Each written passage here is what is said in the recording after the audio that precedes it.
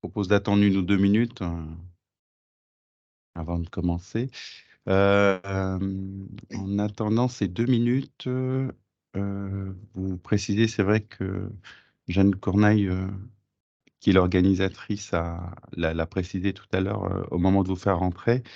Euh, Pendant les interventions, si ça ne vous dérange pas, donc de laisser votre micro éteint, de manière à ce que, excusez-moi, de manière à ce que ne pas perturber, on va dire, les interventions des uns et des autres.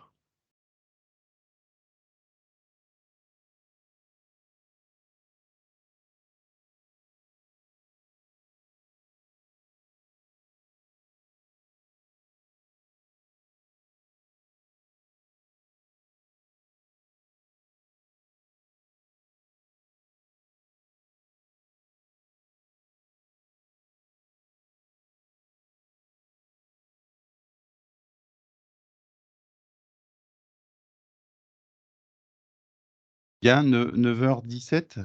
Jeanne, je propose de commencer. Oui, très bien. Merci Frédéric. Donc, bonjour à toutes et à tous et bienvenue à ce troisième webinaire, donc les mercredis des bonnes pratiques du GEPSO. Je me présente, je m'appelle Frédéric Payette, je suis directeur territorial à l'EPNAC, établissement public national médico-social, hein, surtout dans le champ du handicap et un peu de la protection de l'enfance. Je suis copilote de la commission usagers et citoyenneté au GEPSO avec Claire Eugen-Schmidt et on a eu cette idée il y a quelques mois maintenant d'organiser 2 webinaires, donc favorisant donc les pratiques et usages, mais aussi la participation des personnes accompagnées dans le réseau GEPSO. Ce webinaire donc, qu'on a souhaité appeler les mercredis des bonnes pratiques a pour objectif d'être un partage d'expériences, hein, vraiment être dans le partage d'outils, d'expériences et peut-être de témoignages aussi sur des pratiques qui favorisent la participation des usagers. Donc, on a eu une première édition qui a été plutôt portée sur la protection de l'enfance, avec des témoignages forts, hein, de jeunes et d'enfants. Une deuxième qui était plus portée sur la notion de père aidance. Et cette troisième édition, on avait souhaité donc plutôt l'orienter sur le décret qui est sorti là en avril 2022 sur l'évolution des CVS, donc des conseils de la vie sociale, qui avait été introduit par la loi 2002. Et donc, faire un premier retour d'expérience sur cette mise en œuvre. Et donc, je souhaite remercier les 3 témoins. Donc, je dis trois, il y a plus que 3 témoins, hein. L'ensemble des témoins, les 3 établissements, l'ensemble des témoins qui ont accepté de partager. Alors, on est dans le principe d'une matinale, donc café à la main ou thé à la main. Donc, qui ont accepté de partager leur expérience, leur vécu, à la fois en tant qu'organisateur, mettant en place les CVS, nouvelles moutures ou évoluées, et bien sûr les personnes concernées, hein, les représentants et représentantes qui sont soit nouvellement élus ou qui ont été réélus et qui ont accepté aujourd'hui de parler de leurs attentes, de leur vécu et de comment ils vivent cette instance. Alors, je souhaitais aussi rajouter qu'on est vraiment dans un moment de partage, que le temps aussi, il est contraint. Donc là, il est 9h20. On a un petit peu dépassé la dernière fois, mais ce n'est pas l'objectif. On est sur le principe d'une matinale, donc ça va être très rapide, hein. On a un peu moins d'1 heure.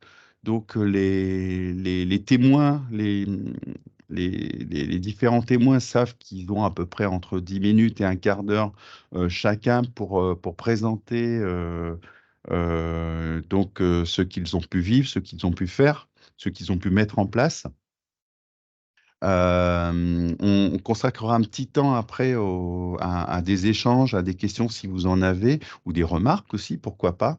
L'objectif, c'est que peut-être que ce webinaire soit aussi partageable. Donc, si ça ne vous dérange pas, En tout cas, si vous vous y opposez, faites-le nous savoir via le chat, par exemple. En tout cas, on souhaite enregistrer cet événement d'une heure. Donc, si vous n'y voyez pas l'inconvénient, on va démarrer l'enregistrement maintenant, si ce n'est pas déjà fait. Voilà. Donc, 3 témoignages qui ont pour but d'aborder 3 mots-clés, hein, celui de l'expression, celui des échanges, celui de la décision aussi, hein, le pouvoir d'agir des personnes. Donc, nous avons avec nous, donc je vais vous citer, hein, après je vous donnerai la parole, hein, la masse des 4 vents. Donc, bienvenue parmi nous aujourd'hui, donc avec Madame Garnier, Madame Marcon, Madame Zema, Madame Tivolet et Madame Place, si j'espère que je n'écorche pas le nom de Régine.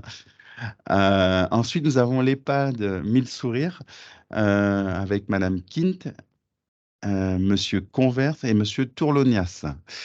Et le CAPS, donc avec Madame Calais et Monsieur Furlotti. Bien le bonjour. Donc sans plus attendre, je vais profiter en fait de cette nouvelle commission sur les personnes âgées au GEPSO. Peut-être donner la parole à l'EHPAD 1000 sourires, puisque vous avez organisé, Madame King, donc les élections du CVS, c'était en mars, hein, donc avec des personnes nouvellement élues. C'est ça, Pouvez-vous donc. nous dire comment ça s'est passé, tout cela? Vous m'entendez bien? Oui, très bien. Voilà, donc nous venons de réaliser les élections le lundi 27 mars. Donc, il y a eu tout un travail en amont. Pour moi, c'était les premières élections donc, sur l'EHPAD pour le CVS. C'est donc un EHPAD de 109 résidents. Et on avait besoin pour les représentants des résidents de 3 titulaires, 3 suppléants. J'ai recueilli 5 candidatures sur les 6, mais c'est déjà bien. Donc, on a eu 5 élus. Nous avions besoin au niveau des représentants des familles de 3 titulaires, enfin 2 titulaires, 2 suppléants. Nous avons eu 3 candidatures. Donc, bon, ben, voilà, on a 3 personnes qui vont faire partie du CVS. Après, nous, au niveau du comment je m'y suis prise, tout simplement, j'ai fait un petit dépliant qui expliquait ce qu'était le CVS. J'ai aussi fait une affiche. J'ai communiqué, donc on a communiqué avec les familles, les représentants des tutelles avec un courrier. Les résidents aussi avec un courrier pour le côté officiel. Et surtout, en fait, moi, je me suis déplacée auprès des résidents, surtout pour leur expliquer de vive voix, parce que c'est plus simple et plus compréhensible pour eux. Mmh. Donc voilà, donc nous avons élu Monsieur Convert, Ouais. qui est avec nous sur l'EHPAD depuis une petite année. Depuis une petite année, oui. Je suis entré à l'EHPAD le lundi 28 février 2022. Voilà, vous faites une bonne mémoire. Voilà, merci beaucoup, Maya. Voilà, donc nous sommes en codirection avec Opéra, donc, qui est un établissement ESAT foyer du milieu du handicap. Et Monsieur Convert, vous étiez donc à l'ESAT. À l'ESAT. Vous étiez à l'ESAT avant de venir chez nous. Oui, à l'ESAT, oui. Ouais. Je suis resté 29 ans à l'ESAT. J'ai travaillé 29 ans. D'accord. Et donc, vous aviez l'habitude des CVS, Monsieur Convert? Comment? Vous aviez déjà l'habitude du CVS? Les CVS. Non, on n'a pas l'habitude. Du Conseil de la vie sociale à l'ESAT, il y en avait un? Il y en avait un, j'y étais une fois, ouais. Et vous étiez élu, Monsieur Convert? Oui, j'étais élu, ouais. Ouais. D'accord. Donc, c'est pas la première fois pour vous, finalement. Non, c'est pas la première fois. Et quels étaient, du coup, vous avez rencontré Maya, si je peux vous appeler Maya, Madame King. J'ai vu que Monsieur Convert vous appelait Maya. Donc, vous avez rencontré Maya donc pour les élections. Comment ça s'est passé? Qu'est-ce qui vous a donné envie de Je vais me présenter vous présenter? aux élections. Voilà. Et pour pouvoir faire remonter ce qui pourrait aller mieux, changer. Ah oui. Participer à des réunions pour. Ah oui. Ouais. Ah ouais. Après, Monsieur Convert est toujours content de ce qu'on lui propose. Alors, oui. Mais bon, il nous fera remonter du positif, donc c'est bien aussi. Et Madame King, quand vous avez rencontré vous nous avez dit que vous avez rencontré les résidents, vous avez rencontré les 109 résidents? Alors, oui, Oui, enfin, oui, disons que je suis oui, allée vers les 109, à savoir qu'il y a certains oui. résidents qui ne sont pas en capacité de s'exprimer et Mhm, ouais, d'être dans du participatif. Sinon, oui, j'ai rencontré les 109, en tout cas essentiellement ceux parmi ces 109 qui étaient en capacité d'échanger. mhm, Par contre, ce que j'ai trouvé enfin, complexe, c'est que il y a certaines personnes qui seraient vraiment en capacité d'apporter quelque chose au CVS et qui n'ont pas été dans une démarche participative. Donc, voilà, moi je me dis que pour la fois prochaine, j'essaierai vraiment de trouver peut-être d'autres approches, d'autres supports, pour les intéresser, pour qu'ils comprennent que c'est leur vie, c'est faire remonter leur quotidien et que c'est intéressant et qu'il y a mhm, qui peuvent apporter un changement. Voilà, la problématique de la personne âgée en EHPAD, c'est que souvent, ben, elle se renferme un peu dans son univers et elle se dit: «Bon, bah, basta, tout le reste, je m'en moque, quoi». Donc il y a vraiment un mhm, travail à faire par rapport à ça. mhm. Et du coup, je me tourne vers Monsieur Ouais. Tourlonias. Vous êtes représentant des familles. Comment ça s'est passé pour vous? C'est la première fois pour vous d'être Alors, élu oui, c'est la au CV? première fois. Ouais. Donc, c'est Madame Maya qui nous en a parlé. Et donc, je me retrouve là parmi vous. Pourquoi? Parce que ma belle-mère est rentrée le 23 novembre 2021 à l'EHPAD de Caya. Et avec tout ce qu'on entendait dire sur les EHPAD, hein, entre Mhm, Corbéa, Corian, tout ça, donc beaucoup mhm, d'inquiétudes. mhm. Et voilà, c'est surtout pour ça. Donc vous, ce qui vous a poussé dans cette représentation, c'est cette bienveillance à l'égard des personnes qui sont accompagnées, hein, C'est ça, c'est ça. voilà. Oui, oui. Euh, Même de l'ensemble des voilà. résidents, Ouais. j'aime bien discuter, je suis assez ouvert. Voilà. Et bien sûr, si on peut améliorer, apporter quelque chose, des idées, des nouvelles idées, hein, pourquoi pas, pour faire avancer j'allais dire la chose, hein, avancer les EHPAD, parce que Oui. c'est quand même important. Ah, si j'ai bien compris, vous êtes 3 élus au niveau des Oui, représentants c'est ça. des familles. Vous vous êtes déjà rencontrés, les élus, ou Avec les autres. les autres Madame élus? Lavaux et Oui, monsieur oui, Germain, ouais. Oui, oui, M. Germain, Mme Lavorin un peu moins, un M. peu moins parce Germain, oui, on a qu'elle déjà habite un peu plus discuté un loin, petit mais peu, oui. Oui, oui. Et pour vous, alors, c'est quoi les grands sujets à traiter? Les grands sujets à traiter, Euh, si on peut oui. améliorer déjà la vie des résidents, si on peut apporter de nouvelles idées, peut-être d'échanger aussi j'allais dire, entre EHPAD, je ne sais pas, hein, et avec vous, bien sûr, puisque je vois que là, c'est plus le milieu handicap, hein, ce que j'ai cru comprendre. Pas spécialement, pas Pas spécialement. spécialement, parce que Ouais, là, c'est un monde ouais, que je ne connais ouais, pas du ouais. tout. Là, vous avez, oui, oui, des établissements effectivement qui aujourd'hui accompagnent des personnes en situation de handicap, mais au GEPSO, c'est un réseau avec plein d'établissements médico-sociaux et pas que dans le champ du handicap. Il y a aussi la protection de D'accord, l'enfance, il y a aussi des EHPAD, donc ok. et les 3 familles de résidents, oui. nous, qui sont élus, sont vraiment des familles qui sont présentes auprès de leurs parents. Donc ça aussi, je trouve que c'est Oui, important. c'est très important. Donc, Madame Laborde, elle habite plus loin, elle vient de Paris, mais elle reste quand même très présente régulièrement. mhm. C'est très important, hein. Et donc, dans les élections qui ont été organisées, j'imagine qu'il y a des représentants aussi côté professionnel, hein, Madame Kint. Euh, Oui, alors en voilà. fait, comme on venait de faire de procéder aux élections des représentants du personnel, donc c'est eux qui viendront, qui participeront au CVS Mhm. par défaut. On n'a pas reprocédé à des élections. C'est quand Mhm. même très, très lourd, hein, à organiser. Donc voilà, et en plus, Mhm. nous, on a déjà deux syndicats, on a la CGT et la CFDT, donc on va avoir des représentants de chacun des syndicats. On va avoir un beau conseil de la vie sociale, oui. D'accord. Est-ce qu'il y a des personnes de l'extérieur, des personnalités extérieures? Alors ça, pour l'instant, justement, actuellement, on est enfin, Madame Delozenne, qui est chargée de la qualité au niveau des deux établissements, actuellement contacte les personnes au niveau de l'extérieur. Par contre, du coup, juste par rapport à ces nouvelles lois pour le conseil départemental, nous ont déjà signalé qu'ils étaient tellement sollicités que sûrement ils ne seront pas présents. Voilà. Donc, bon. Vous êtes dans le Puy-de-Dôme, c'est ça? Oui, c'est ça. Ouais. Et en fait, oui, tous les établissements médico-sociaux, j'imagine, Voilà. sur cette nouvelle mouture des CVS font appel aux élus. Donc, Et, ils vont envoyer un courrier, ils ne pourront pas répondre aux demandes.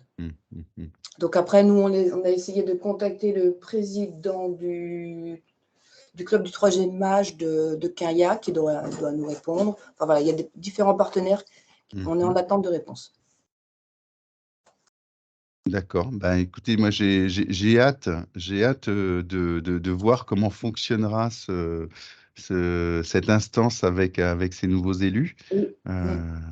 Surtout par rapport surtout à ce que disait Monsieur Tourlonias sur leurs attentes, hein, les attentes des familles. C'est très important d'avoir cette remontée, Monsieur Tourlonias, puisqu'effectivement, le Conseil de la vie sociale a été instauré pour ces raisons-là, pour répondre aux attentes à la fois des usagers, enfin des personnes accompagnées, mais aussi des familles. Et c'est très important que, comme le disait Madame Kiel, que vous soyez impliqués dans la vie de l'établissement.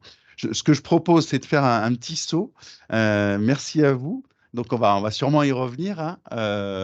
Donc, un petit saut à la masse des 80, puisqu'on parle de nouveaux CVS, voir donc Madame Garnier, puisque elle nous a envoyé tout un paquet de documents, justement sur comment on passe de l'ancienne version CVS à ces évolutions. C'est une réflexion que la masse des 80 a vraiment eue,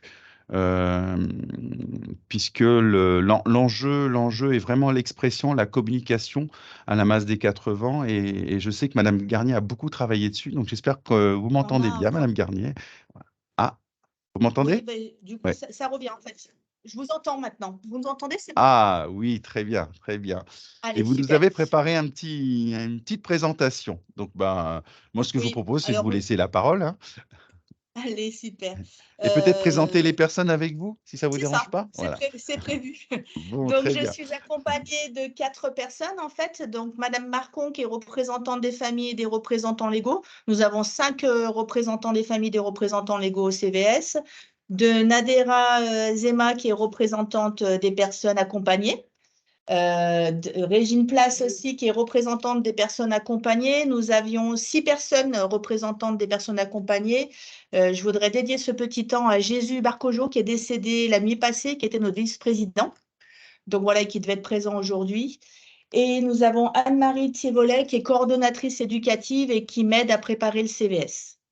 Alors nous, ce qu'on va vous présenter, c'est plutôt qu'est-ce que c'est qu'un CVS en maison d'accueil spécialisée, parce que c'est vrai qu'on a toujours des difficultés à imaginer comment faire un CVS dans une masse.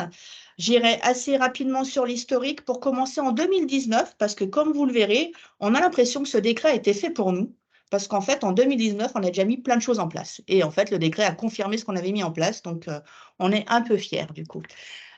Alors, la masse des 80, c'est 96 personnes en situation de handicap. On est sur 2 sites qui sont à 10 km d'intervalle et on est une masse dite polyvalente. Donc, ça veut dire qu'on accueille un public qui est très diversifié, des personnes en situation de handicap liées au TSA, aux troubles psychiques, polyhandicap, des intellectuels, des personnes qui ont un parcours de vie classique, donc qui ont des séquelles d'une cérébrolésion acquise ou qui ont une maladie dégénérative, sclérose en plaques, ataxie de Friedreich, maladie d'Huntington. Donc moi, quand je suis arrivée, c'était en 2008, du coup. Il y avait en fait, Jeanne, je ne sais pas qui c'est qui fait le PowerPoint, c'est l'image d'après. Il y avait en fait une seule personne en situation de handicap qui du coup représentait 83 personnes. À l'époque, on avait 83 personnes, on a eu une extension en 2016. Du coup, cette personne, en fait, elle se déplaçait dans les différents lieux de vie. Elle avait beaucoup de difficultés parce que c'était un travail assez fastidieux et il n'y avait pas de support du recueil des personnes accompagnées. Et c'était compliqué pour elle et pour la tierce personne. Cette personne en situation de handicap, elle avait surtout une voix consultative. Il n'y avait pas de vote. En fait, elle ne pouvait pas voter. Il n'y avait pas de documents adaptés. Et en fait, le CVS, c'était une instance comme le CTE et comme le conseil d'administration. On passait les mêmes documents. Donc, je vous laisse imaginer pour ceux qui ont été à DCA ou DCT, des rapports financiers, des gros rapports d'activité. Donc, pas du tout accessible aux personnes en situation de handicap. Et aux élections d'après, en 2013, du coup, on a fait un peu comme Maya, je vais dire Maya, puisque maintenant on est devenus proches. Du coup, comme Maya, on est allé voir après toutes les personnes en situation de handicap, on les a un peu sensibilisées et on est arrivé à voir 6 personnes en situation de handicap. C'était une première petite victoire parce que le premier vote a pu se faire à partir de photos pour élire le président et le vice-président. Donc, on avait les photos, on avait demandé aux personnes qui représentaient les personnes, les familles, en fait, de fournir leurs photos et le vote s'est fait de cette manière-là. Donc, c'était la première évolution, c'était le premier vote. On a commencé à travailler sur un questionnaire avec des questions fermées pour que les gens puissent s'exprimer, du coup, en amont du CVS et qui pouvaient être exploités pendant le CVS. Et par contre, on avait toujours des documents identiques pour le CA et pour le CTE. En 2013 et 2016, donc nouvelles élections, là, pareil, on a continué notre système de photos pour les votes du président et de la vice-présidente, donc ça fonctionnait bien. Et puis, il y a une réflexion qui a été menée avec l'Ergo, c'était un de nos axes d'amélioration. On s'est rendu compte que notre questionnaire avec des questions fermées, en fait, c'était très fastidieux, c'était très répétitif, on parlait toujours des mêmes choses, et c'était pas réellement représentatif parce que souvent, les personnes accompagnées, en fait, elles ont des difficultés au niveau de la masse à représenter d'autres personnes. Elles se représentent elles-mêmes, donc du coup, en fait, dans le CVS, c'était ce qu'avait pu dire Régine par rapport à ce qu'elle pensait, Nadera, parce que Nadera était déjà là, enfin, chaque personne, du coup, et d'autres personnes, mais on citait des noms et on citait ce qu'elle souhaitait. C'était une somme, en fait, de petites remontées individuelles. Alors, ça a permis une évolution, ça a permis l'évolution que les personnes ont pu être entendues dans leurs remarques, tout ça, mais que des demandes individuelles. Mais par contre, on a pu les prendre en considération. En 2013, je vous laisserai le PowerPoint si vous voulez, mais voilà, on vous a expliqué les 3 phases. On avait un travail préparatoire avant le CVS, un travail préparatoire on avait un travail pendant le CVS et un travail après le CVS. Et du coup, on avait remplacé ce questionnaire par la diapo qui est après, où du coup, on était plus sur l'observation. Les équipes, du coup, observaient les personnes dans leur environnement avec certains critères, quoi, en fait, est-ce qu'ils étaient neutres, est-ce qu'ils étaient satisfaits sur le moment de la douche, sur le moment des quotidiens, donc voilà. Et du coup, on essayait de faire ressortir des thématiques. Bon, ça n'a pas été concluant non plus, on a arrêté ça. On a essayé plein de choses, donc ça aussi, on l'a arrêté. En 2016, on a fait des nouvelles élections. Du coup, donc là, on était 96 personnes accueillies. Et là, il y a 8 personnes en situation de handicap qui se sont proposées. Nous, dans notre CVS, on n'a pas de nombre. C'est-à-dire qu'en fait, si on a 10 personnes qui se présentent, on a 10 personnes élues. Voilà, si on a 5 personnes au niveau des personnes représentant des familles qui se présentent, elles seront 5 élues. Elles le savent, on leur dit dès le départ. Certaines nous disent, moi, je veux bien être titulaire et être tout le temps présente. D'autres nous disent, je peux être un peu moins présente. Donc voilà, et on fonctionne comme ça, puisque du coup, dès 2019, en fait, vous verrez, on a déjà mis en place un règlement intérieur où on a précisé tout ça. Donc, de 2016 à 2019, toujours voix consultative, toujours des photos pour voter pour le président, en fait. Et un relevé de conclusion qui est déjà un peu moins fastidieux, mais qui est quand même pas très compréhensible pour les personnes en situation de handicap et toujours nos documents fastidieux du CA, du CTE. En 2019, du coup, on a tout changé. D'abord, on a eu une nouvelle directrice, en fait, et moi, j'ai réabordé cette histoire du CVS où pour moi, c'est un vrai lieu d'échange, un vrai lieu d'expression des personnes et de voir comment on pouvait, du coup, travailler sur l'instance en elle-même. C'est-à-dire qu'on a vu l'amont et l'après, c'est un peu complexe. Le recueil de la parole des personnes est difficile. Par contre, comment on peut faire dans l'animation du CVS, faire en sorte que tout le monde ait sa place et qu'on soit vraiment là pour entendre les personnes en situation de handicap. Donc déjà, la première chose qu'on a fait, c'est que les sujets n'étaient plus les mêmes que ceux qui étaient abordés au CA, au CTE.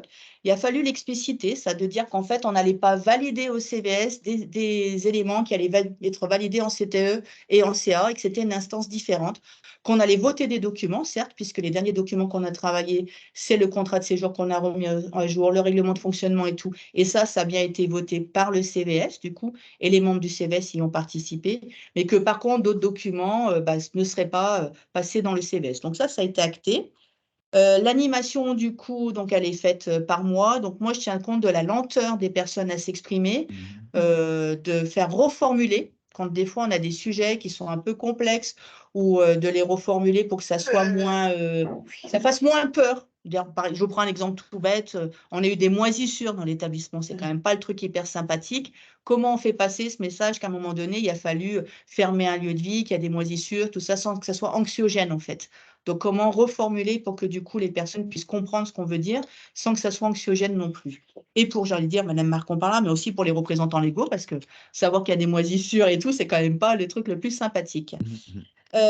Donc voilà, et du coup, on a des tierces personnes, donc le rôle a bien été précisé dans notre règlement intérieur du CVS. Les tierces personnes, du coup, alors pour ceux qui en ont besoin concrètement, elles sont là, du coup, pour pouvoir aider les personnes, regarder si elles réagissent ou pas, et du coup, laisser la parole. Donc, du coup, le règlement intérieur, dès 2019, on l'a adapté. On a réexpliqué ce que c'était qu'un CVS, le rôle des tierces personnes, ce qu'on y travaillait, enfin voilà. Et ben, vous voyez un peu les exemples. On a mis des photos, en fait, pour que ça soit plus parlant. Alors, je vous ai mis que 2 petites étapes de notre règlement intérieur, mais il fait, bien évidemment, il fait 10 pages, quoi, un peu plus de 10 pages, parce que du coup, c'est écrit un peu large, il y a des photos et tout. Alors, ce n'est pas du facile à lire, facile à comprendre. Ça, c'est la prochaine étape, puisque du coup, au mois de novembre, il y a certaines personnes qui vont participer à la formation. Donc, Nadera, on ne lui a pas encore dit, mais elle va le deviner aujourd'hui. Elle participera à la formation facile à comprendre pour que ça soit encore plus adapté au niveau de l'écriture.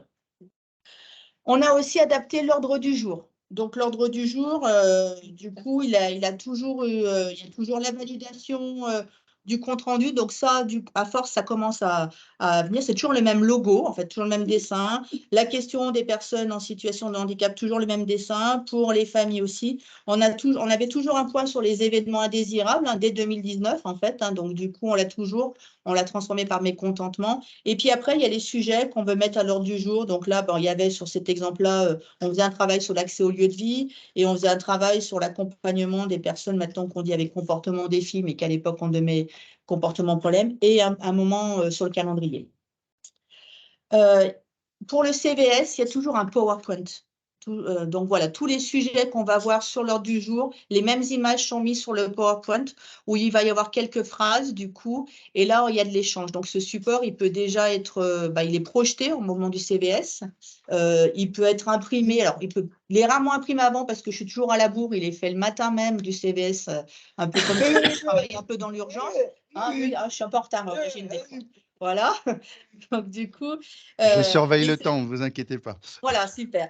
Et du coup, les images qui sont dans l'ordre du jour sont dans le PowerPoint et les images vont aller du coup dans le relevé de conclusion qui est du coup aussi adapté en fait. Le relevé de conclusion est fait par Madame Rousset qui est un représentant des familles et qui a demandé si elle pouvait le faire. Moi, je le relis. On essaye du coup de faire en sorte que le vocabulaire ne soit pas trop compliqué. Madame Rousset va participer à la formation facile à lire, facile à comprendre que nous avons à la fin de l'année pour le rendre encore un peu plus digeste, relevé de conclusion, et on met les mêmes images. Alors, qu'est-ce qui a changé à la masse les 80 depuis le 1er janvier 2023? J'ai envie de vous dire, du coup, pas grand-chose. Parce que effectivement, le décret qui a été mis en place, donc c'est sur la slide d'après. Hop, je ne sais pas si vous l'avez. Voilà. Ce qui a changé, du coup, donc quand ça a changé, moi, j'ai fait une information aux membres actuels du CVS, mais aussi à l'ensemble des personnes accompagnées et du coup aussi à l'ensemble des familles des représentants légaux. J'avais fait un PowerPoint, en fait, où du coup, j'avais repris les grandes idées du nouveau décret pour que les gens qui s'inscrivent, du coup, au nouveau CVS, puisque nous, les élections étaient en décembre 2022, puissent savoir quelles étaient les missions.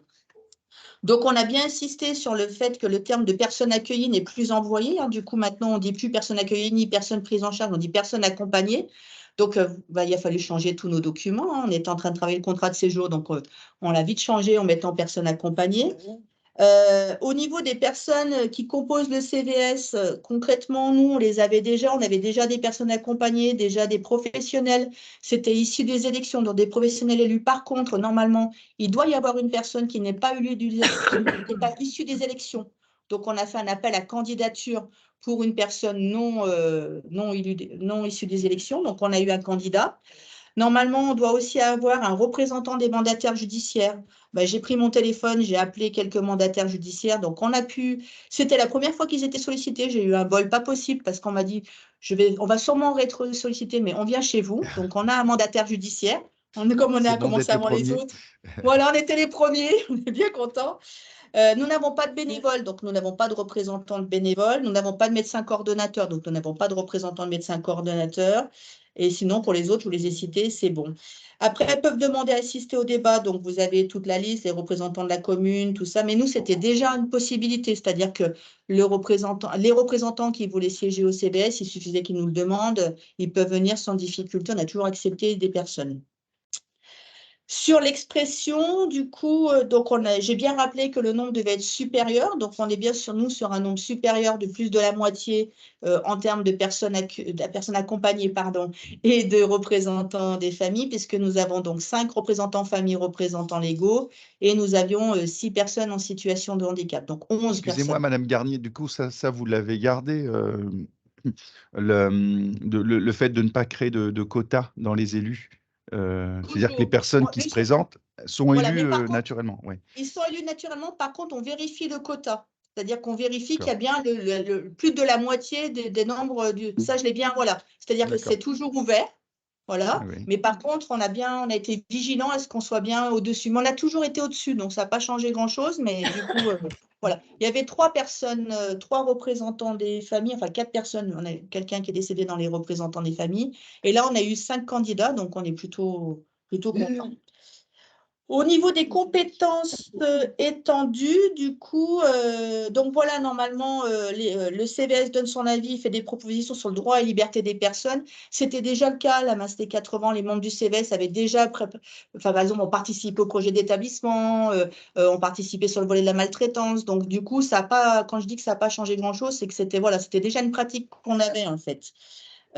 Quand on dit, projet d'établissement, on va le retravailler à la fin de l'année, le nouveau. Pareil, le président du CVS fera partie du COPIL, il le sait déjà, et les membres du CVS seront intégrés à des groupes de travail. Donc, c'est une pratique qui continue et qui était déjà existante. Participer à la procédure d'évaluation externe, effectivement, avant qu'on ait le nouveau CVS, j'en avais déjà parlé. Et en fait, moi, je fais, toutes les semaines, j'envoie la petite lecture de la semaine. Donc, la petite lecture de la semaine, c'est par exemple, les petits mémos d'Élodie Goyer que je vous ai mis ou le petit mémo d'Isabelle de Crotte. Quand il y a des petits mémos, je les envoie du coup en petite lecture de la semaine. Et dans la petite lecture de la semaine, elle est aussi à destination des membres élus du CVS. C'est-à-dire qu'ils reçoivent aussi de la petite lecture de la semaine. Donc, ils ont des éléments sur l'évaluation externe. En fait, on les tient au courant de l'actualité. Analyser les enquêtes de satisfaction, on n'en a pas fait, mais ça, du coup, il faudra qu'on en fasse. Mais quand on en avait fait, on les avait toujours passés au CVS, ce n'était pas une problématique. Tout ce qui était événement indésirable et mécontentement, c'est pareil, c'était une pratique qu'on avait, donc on laisse perdurer, bien évidemment. Et on a souvent interpellé le président du CVS ou la vice-présidente quand il y avait tension avec certaines familles, en fait, quand il y avait des situations un peu complexes, ils ont déjà joué ce rôle de tiers dans des situations. Voilà. Donc, c'est une continuité, en fait. Du coup, pour nous, le décret de 2023, qu'est-ce qu'il y a comme changement? Le seul gros changement qu'il va y avoir, c'est qu'en fait, je suis toujours à la bourre pour envoyer l'ordre du jour et toujours à la bourre pour envoyer le relevé de conclusion. Donc, ça, c'est ma mission d'être 15 jours, parce qu'avant, c'était 8 jours avant, maintenant, c'est 15 jours avant. Donc, la pression est sur mes épaules. On est d'accord? Je pense que si on faisait un sondage, il n'y a pas beaucoup de monde qui est à jour sur le délai d'envoi des convocations. Voilà, donc du coup, là, c'est le plus gros changement, ça m'a demandé d'être un peu plus à jour là-dessus. Voilà. Donc, bon, les petites slides, du coup, que je vous ai mis. Donc, et les 2 changements que nous, on a fait suite aux nouvelles élections, ça a été... vous pouvez passer les différentes diapos, parce que c'est tout ce que je vous expliquais. Voilà, Oui, puis je pense que ça serait intéressant. Je me permets d'être maître du temps, Madame Garnier. Voilà, c'est pour ça. C'est pour Voilà. ça, oui, c'est ça, vous pouvez Si tout on peut passer. aussi entendre Madame Marcon, Madame Ça va dire, Zema, ouais, ouais. voilà. Ouais. Donc, les seuls changements qu'on a eus, du coup, avec ce nouveau CVS, c'est que l'ordre du jour adapté maintenant est en lien avec Séraphin. On prend les trois les volets de prestations et le fait, du coup, qu'on avait un vice-président qui était en situation de handicap. Et les gros changements qu'il y a eu, c'est qu'en fait, les personnes en situation de handicap et les représentants des familles participent à pas mal de formations qui sont mises en place au sein de la masse. Et donc, maintenant, parole aux membres du CVS. Madame Marcon, je ne sais pas si vous voulez dire quelque chose. Oui, bah, écoutez, moi, je fais partie du CVS depuis de nombreuses années parce que bah, mon fils est à la masse. Il était dans dans un IME avant et je faisais également partie du CVS parce que déjà, c'est rassurant. Je trouve que c'est quelque chose de rassurant pour les familles que d'être tenues au courant de ce qui se passe, de pouvoir s'exprimer. À la masse des 80, c'est très rassurant de voir que les résidents sont entendus, pour ceux qui peuvent s'exprimer. Je suis là aussi parce que je suis assez vigilante sur la bientraitance et sur la non-traitance aussi également. Ce sont des sujets qui me tiennent à cœur et je voudrais qu'ils soient encore moins tabous qu'ils ne le sont aujourd'hui, que l'on puisse en parler ouvertement, même lors des CVS. C'est des sujets qui sont pour moi très importants.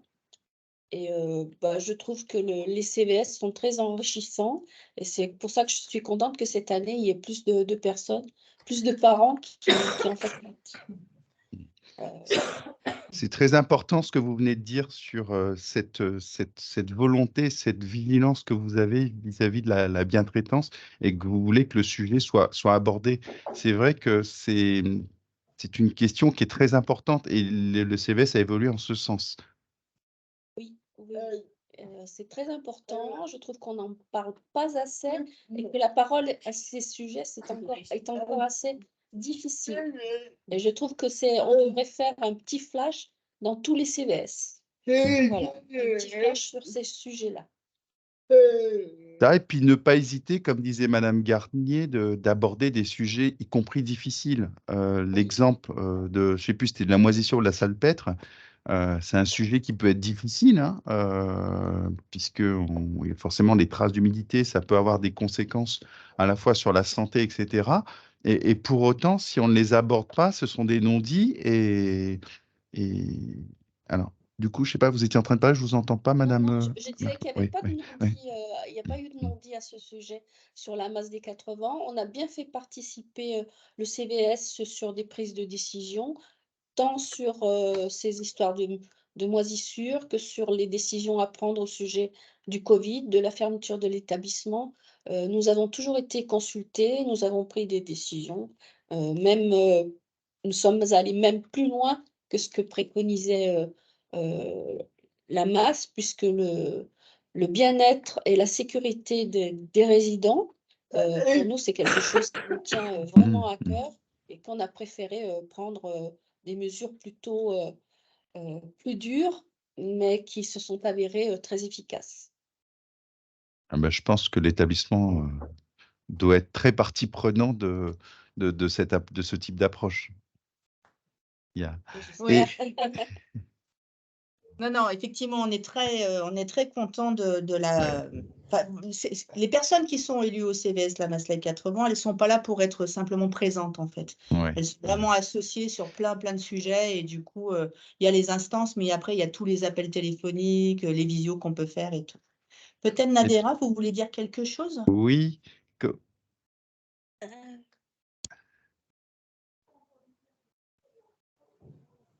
Une ques- une question à poser. J'ai une question à te poser. Allez-y, vous avez une question à poser. je Allez-y. vous en prie. Euh,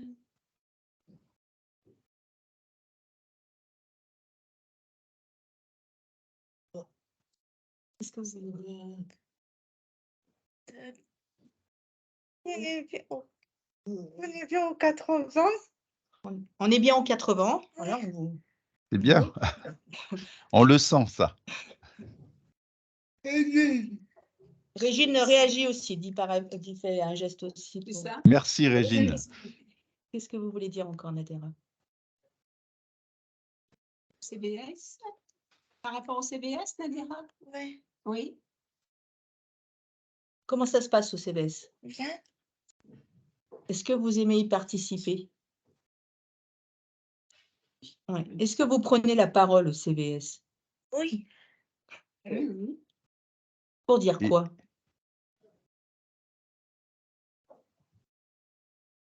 on va dire que ça vaut aux 80. Que ça va aux 80. Que ça va. Alors, du coup, Nadera, juste pour vous expliquer comment on fonctionne, parce que voilà, du coup, Nadera, effectivement, a les capacités de s'exprimer. Et en fait, comme on vous l'a dit, ce n'est pas les personnes en situation de handicap souvent qui amènent les sujets, c'est nous qui sommes vigilants à apporter tous les sujets de fonctionnement. Et en fait, par exemple, Nadera, on va prendre un exemple. La dernière fois, on parlait d'argent, tout ça. Elle dit, ah, il n'y a plus de sous. En fait, Nadera va réagir sur les sujets et ça nous amène du coup à être plus lent dans À l'expression. vous questionner, et puis effectivement, oui. Voilà, D'accord. à questionner pour que ce soit de plus en plus précis, pour que du coup, on arrive à avoir une réponse. Une question. Et Madame Thivolet, du coup, vous êtes présente à chaque Oui, fois? oui, moi je suis présente. Moi je suis là aussi pour préparer avec Sabrine le CVS, préparer les points et puis sur le relevé de conclusion, on échange aussi parce que moi je suis beaucoup en relation avec les équipes et avec les personnes accompagnées.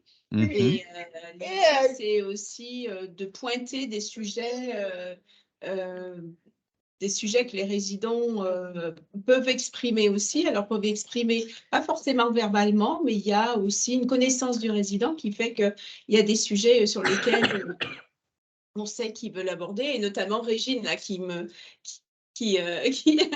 essaye de se montrer, parce que vous voulez dire aussi, alors on a cette connaissance aussi qui fait qu'on peut essayer de l'aider à s'exprimer.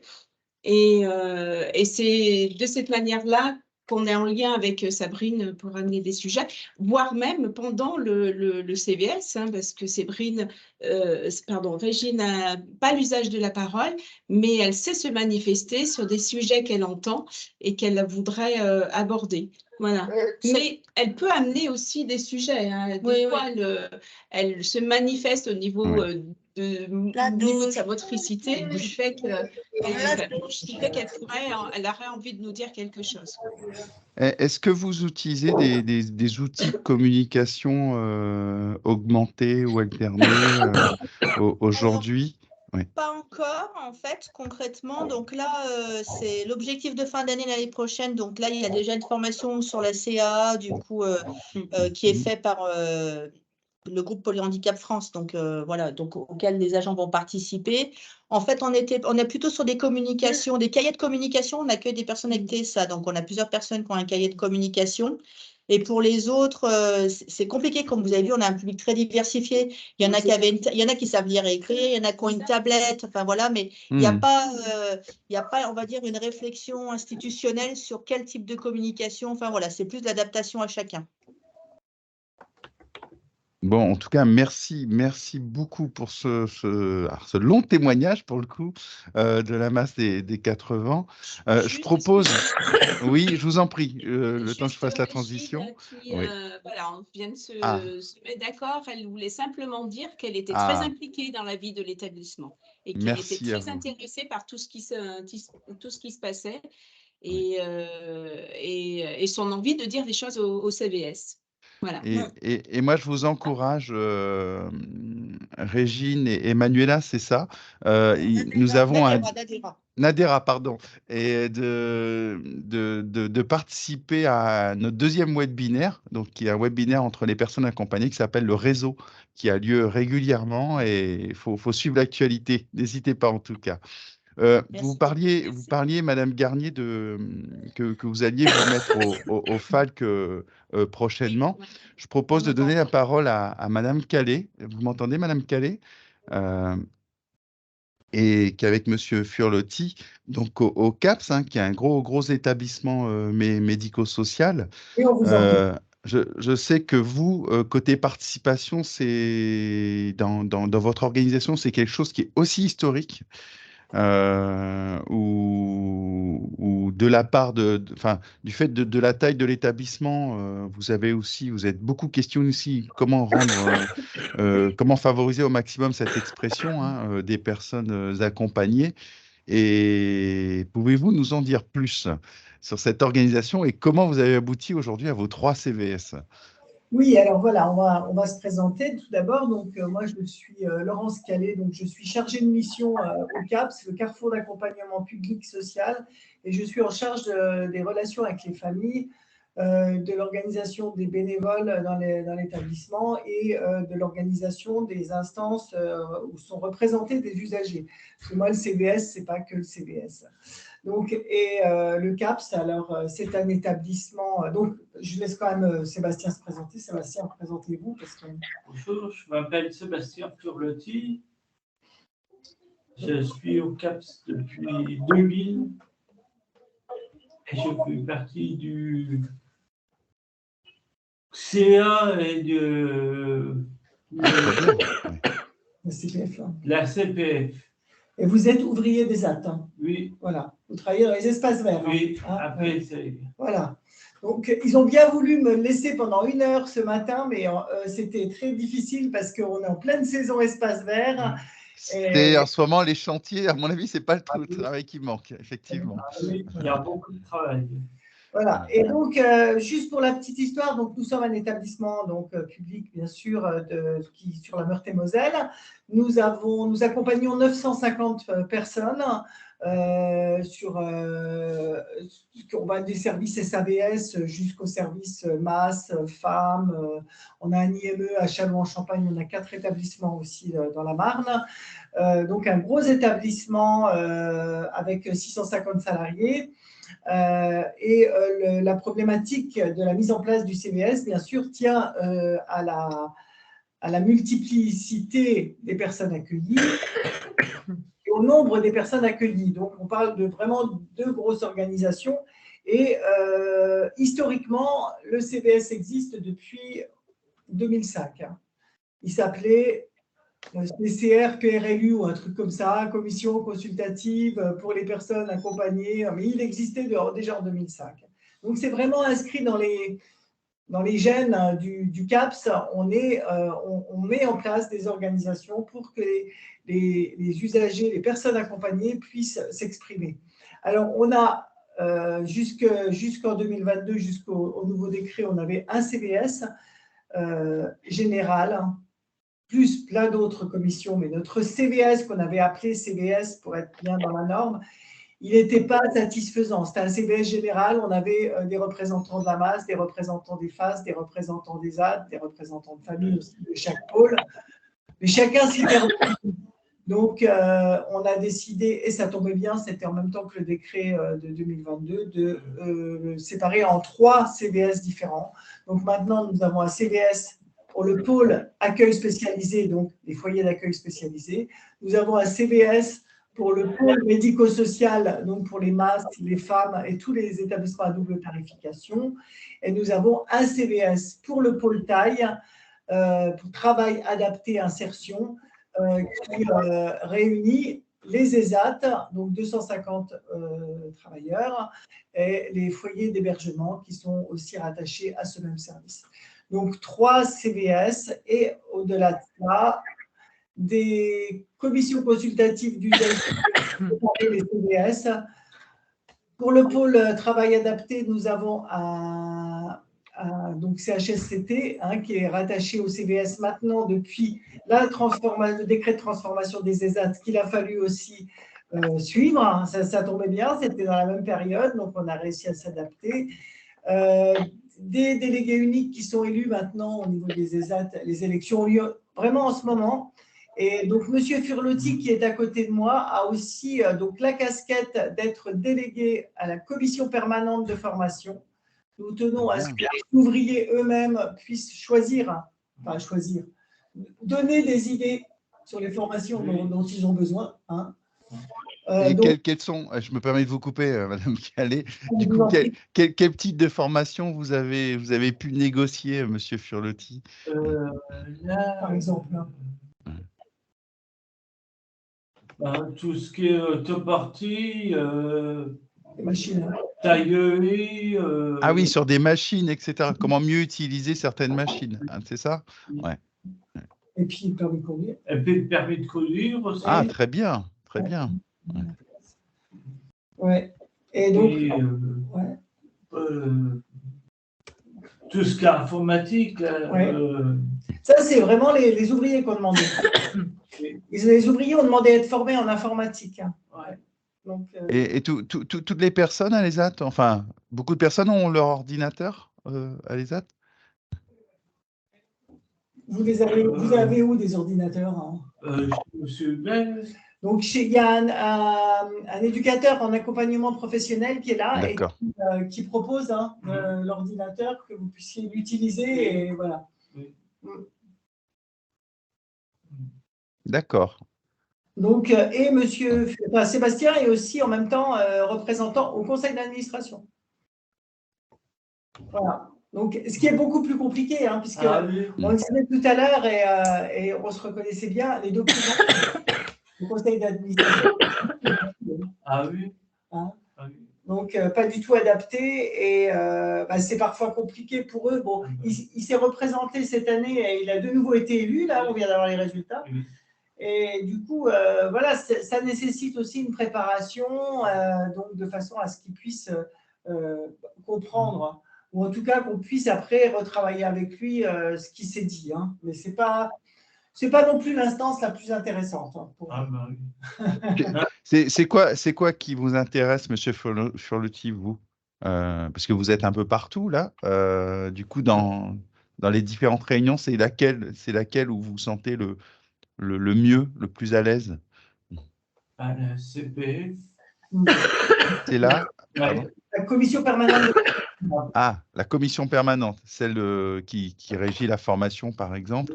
Oui, voilà. Et puis, ce qu'il y a d'intéressant aussi, c'est à savoir, c'est que de toutes ces réunions-là, les délégués ont une fois par mois une réunion générale. Hein, oui. Hein, c'est ça avec, ouais. Et là, vous faites quoi, les délégués dans la réunion là? Eh ben, on leur demande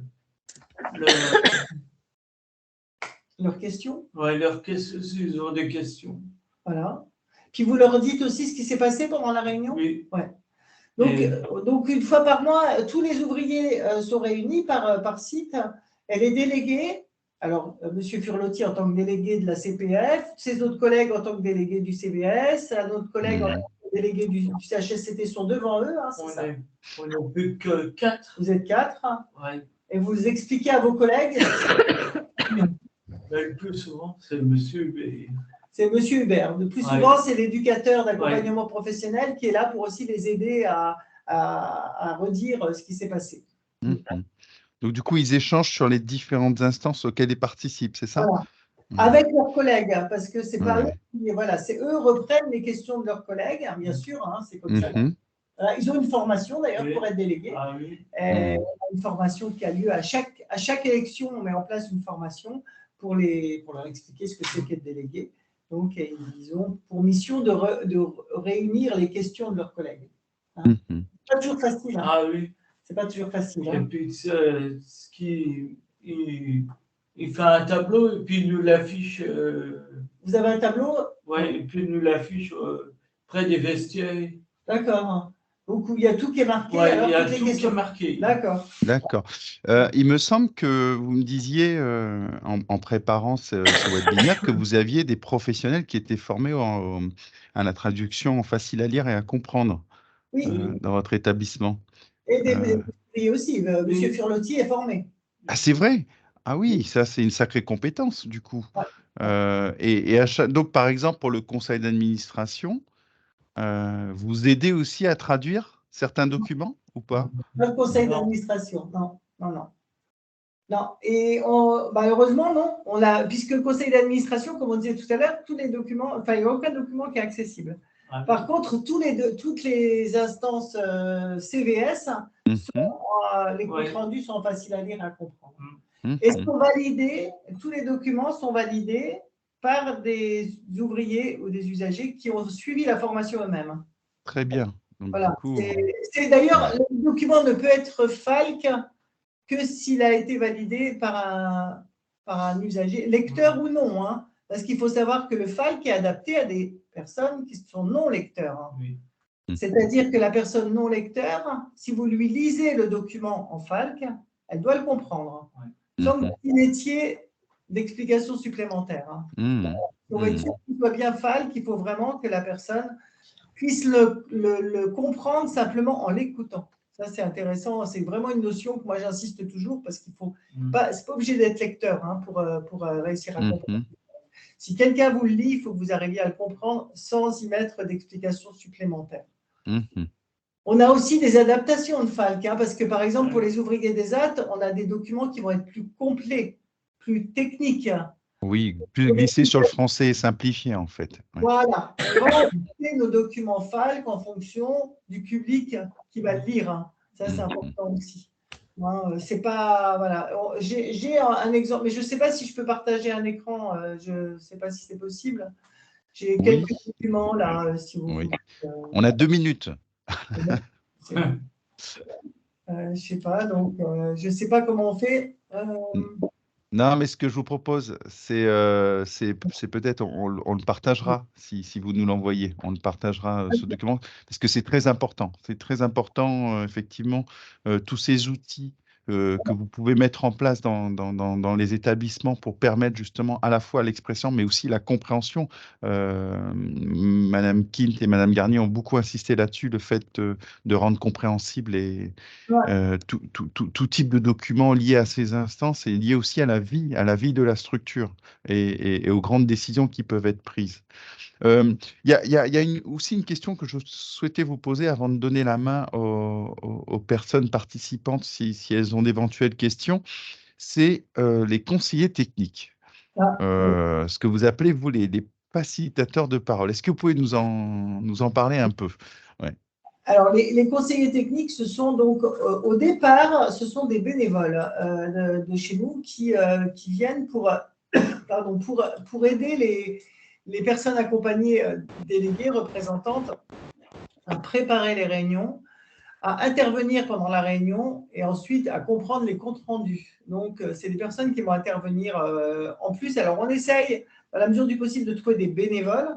Il y avait M. Marquez avant qui était là. Oui. Donc, par exemple, sur le pôle des ESAT, on a eu beaucoup de mal à remplacer l'ancien bénévole parce que le pôle taille, c'est complexe. Hein, il y a des CHSCT, il y a des CPF, il y a beaucoup de choses et on n'a pas réussi à trouver. Donc, on a un professionnel qui s'est proposé en nous disant je vais être en retraite dans moins de 2 ans et quand je serai en retraite, je m'engage de continuer à le faire en tant que bénévole. Donc, sur cette condition-là, on a accepté son aide. Et sinon, donc, soit des bénévoles qui aident alors les usagers même en masse ou en face, ou soit des professionnels éloignés du service, c'est-à-dire un professionnel qui ne va pas forcément prendre en charge les personnes, qui va aider de façon à ce qu'il y ait une certaine neutralité. C'est-à-dire, on insiste bien pour que soient mises les questions, par exemple au CVS, que ce soit bien les questions des usagers, des ouvriers, et pas les questions des professionnels. Donc, c'est pour ça qu'il est important que le conseiller technique soit neutre et n'ait pas de fonction hiérarchique. Voilà. En tout cas, merci de ce partage. Je trouve ça intéressant, cette notion de bénévolat, de facilitateur, que vous appelez donc conseiller technique au CAPS. Je vous propose, je vous remercie beaucoup, Monsieur Furletti et Madame Calais. Je vous propose de donner la parole aux participants s'il y a des questions, puisque je trouve que les témoignages ont été extrêmement riches, extrêmement complets aussi. Avec des outils extrêmement intéressants. Je ne sais pas s'il y a des questions parmi les personnes qui ont suivi la totalité ou qui sont arrivées en cours de webinaire. Jeanne, est-ce qu'il y a eu des questions via le chat? Non, pas pour le moment. Aucune question. Finalement, N'hésitez pas. on a bien fait de donner la parole longuement aux témoins. C'est vrai que ça a été extrêmement riche. Et puis, je remercie beaucoup aux représentants d'avoir aussi témoigné de leur vécu. Je trouve ça intéressant, moi, M. Furnotti, qui témoigne aussi qu'il a été formé au FALC et qui, du coup, valide l'ensemble des documents qui ont été produits. Pas de questions, donc je vois qu'il est 10h16. Madame Garnier souhaite intervenir. Juste pour mes collègues qui Ouais. sont des actes qui participent au CA, parce qu'avant, on avait une direction commune avec un foyer d'accueil médicalisé, foyer de vie, et notre présidente était une personne en situation de handicap. Elle participait au CA, et en fait, alors ça, c'est un gros travail qui est très fastidieux, mais moi, je lui transformais tous les ordres du jour. J'étais sa tierce personne, en fait, au CA. Je lui transformais tous les ordres du jour, du coup, avec des images. Alors, c'était pas du FALC, même si j'avais été formée, parce que voilà, j'avais pas le temps de le faire en FALC, mais je transformais tout. Et je transformais aussi les documents. Et du coup, ça demandait pendant, je sais pas comment c'est fait pour la personne qui est représentante au CA, mais ça demandait ce que la tierce personne, du coup, interrompe le CA pour pouvoir donner la parole à la personne en situation de handicap pour qu'elle puisse réagir sur des sujets. Mais c'est un vrai, la question des CA pour les personnes en situation de handicap, c'est une vraie question, quoi, en fait. Moi, je crois que vous amenez un sujet pour le prochain webinaire, Madame Garnier. Effectivement, l'expression et la compréhension dans une instance décisionnelle comme un conseil d'administration d'établissement public est un enjeu fort, puisque effectivement, les personnes accompagnées ont toute leur place en tant qu'élus, y compris les représentants des familles. Et c'est extrêmement... je crois qu'il y a Régine qui réagit. Oui, qui est d'accord avec vous, en fait. Merci Régine. Et c'est vrai que ça pourrait être intéressant qu'on fasse un petit focus sur l'ensemble des outils qui peuvent être déployés dans les structures. Enfin, je ne sais pas ce qu'en pense Jeanne, hein. Je rebondis en fait sur la remarque. S'il n'y a pas d'autres questions, je propose de clôturer ce webinaire. Peut-être rappeler, remercier dans un premier temps à la fois les 3 établissements et les personnes qui ont témoigné, Mas des 80, EHPAD 1000 Sourires et le CAPS. Grand merci à vous de vous être porté volontaire, parce que c'est très important qu'on puisse être dans ce partage d'expérience. Moi, j'ai relevé plusieurs enjeux sur cette évolution des CVS. L'enjeu d'aller vers, Madame Kidd avait beaucoup insisté là-dessus, l'importance d'arriver à capter les personnes qui ont envie d'apporter des choses, etc. Donc cet enjeu d'aller vers, d'intéresser, d'intégrer cette instance, l'enjeu de rendre compréhensible. On a beaucoup insisté aussi sur la communication, donc favoriser l'expression, mais aussi rendre compréhensible l'ensemble des débats, l'ensemble des décisions à prendre. L'enjeu aussi d'amener des sujets importants à traiter, ne pas être que peut-être dans des sujets légers, mais aussi pouvoir rentrer dans des sujets graves, importants pour la structure. Mais aussi, pourquoi pas aussi ouvrir. J'ai vu on a vu que on n'hésitait pas aussi à dépasser un peu les règles et à ne pas se cantonner à un certain nombre de personnes élues, mais peut-être favoriser, tant qu'il y a des personnes qui se proposent, on les accepte. Et ça aussi, c'est important. Merci à vous d'avoir partagé l'ensemble de ces enjeux. J'ai noté sur la dernière remarque peut-être un sujet sur la communication, l'expression et la compréhension en conseil d'administration, parce que c'est vrai que la plupart des conseils d'administration aujourd'hui intègrent les personnes accompagnées et les représentants des familles. Donc il y a sûrement un sujet là-dessus. Merci aux participants. Nous vous Merci à donnons vous. rendez-vous sûrement au mois de septembre, hein, je pense. On va y réfléchir. La semaine On n'a pas prochaine. forcément de date arrêtée. Et puis pour les personnes accompagnées, si vous voulez poursuivre les échanges et surtout avec d'autres personnes accompagnées, il y a le réseau qui se réunit aussi régulièrement. Donc suivez également l'actualité de ce côté-là. Je vous souhaite une très bonne matinée. Merci. Au revoir. Au revoir. Au revoir. Merci à tous, au revoir. Au revoir.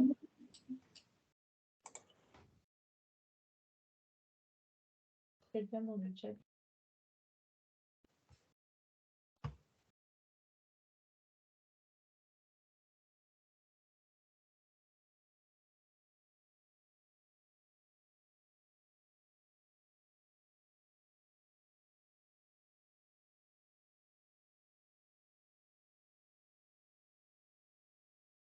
Ah, je t'entends pas, Jeanne. Ouais, on fait un petit débrief, du coup, je Ouais. vais juste...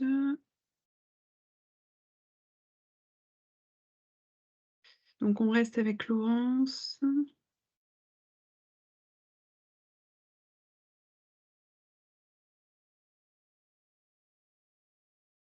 Ils sont partis, nos amis de Caillard?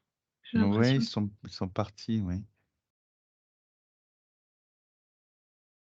Il y a un invité dans la salle d'attente. Je ne sais pas qui c'est.